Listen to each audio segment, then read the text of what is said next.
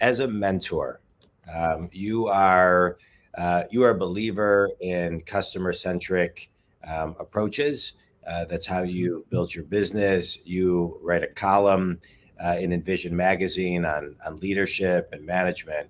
So, as a mentor to the Think community, what would you dive a little bit deeper into some simple advice that's so simple it's complicated on how to kind of evolve to the next level as it pertains to leadership and management?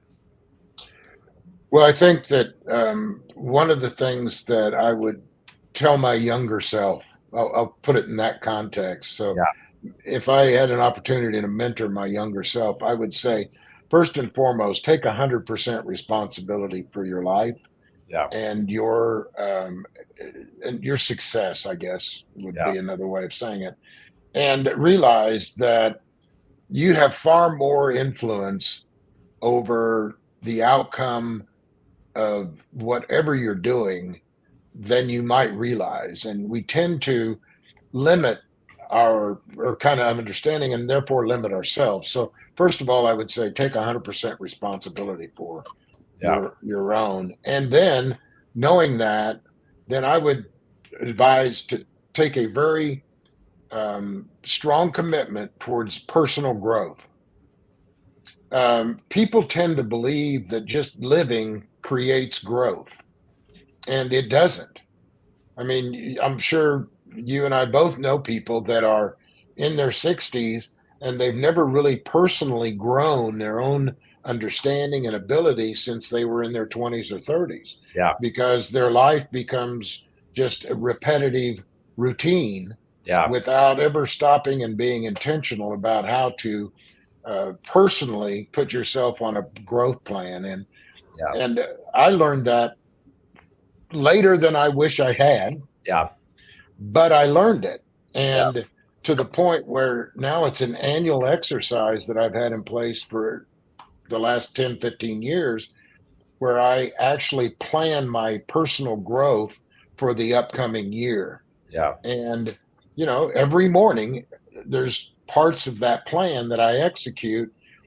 And just like any other plan, you modify it as you go, but the end objective doesn't change. yeah. And so my mentoring of my younger self would be take a responsibility and then sit down and put together a written personal growth plan that again can be modified. Plans change, goals don't.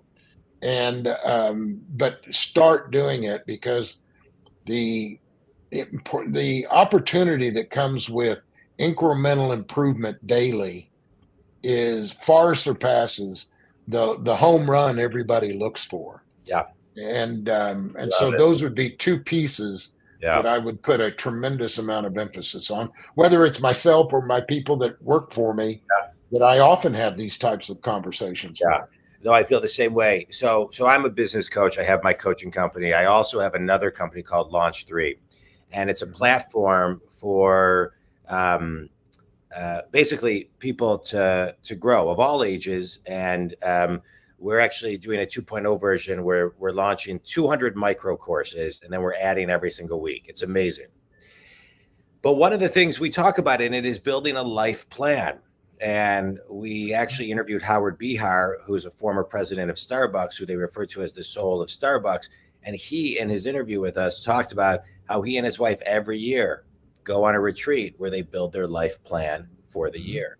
And I see, going back to your our initial part of our discussion on the lesson, I think people, every most companies I see, they're building business plans, but they're not giving their people a business plan and a life plan. And if you can kind of Mhm. morph those to let them know that it's also about the bottom line and their well-being, I think you get more out of your people. I think you get more out of your people.